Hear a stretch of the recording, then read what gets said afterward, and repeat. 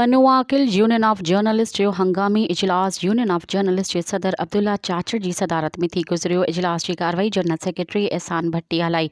पनुआकिल union of journalist जे तरफ़ां सखर में रिथियल Sukkur union of journalist जी मेज़बानी हेठि शहीद जान मोहम्मद महज जे कातिलनि जी गिरफ़्तारी लाइ रिथियल कन्वेंशन के कामयाब कराइण लाइ सलाह मशवरा कया विया।